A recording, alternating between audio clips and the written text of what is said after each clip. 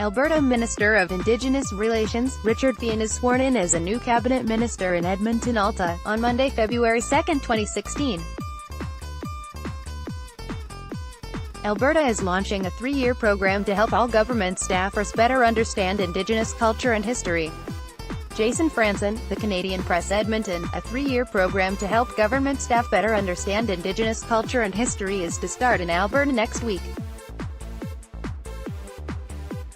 Richard Feehan, the Indigenous Relations Minister, said 27,000 provincial government employees will each attend a 6-hour session that includes talks with elders, films and group exercises.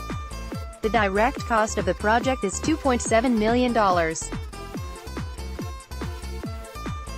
It is to begin with employees from the Children's Services and Justice Departments. The training will help dispel some of the myths that surround our relationship with the Indigenous people and our understanding of who they are. Feehan said Monday, "I think it really does help us on our journey toward reconciliation." The program has been 2 years in the making and follows a commitment Premier Rachel Notley made in 2015 to implement the goals of the United Nations Declaration on Indigenous Rights.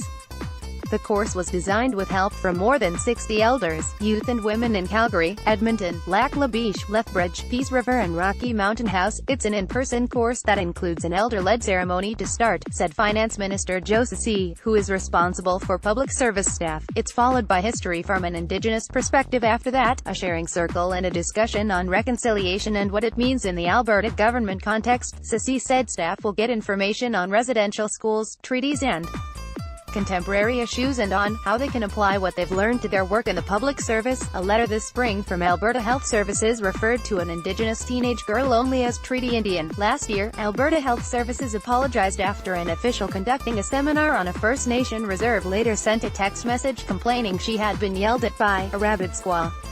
The worker who sent the text message and another who was intended to receive it were fired.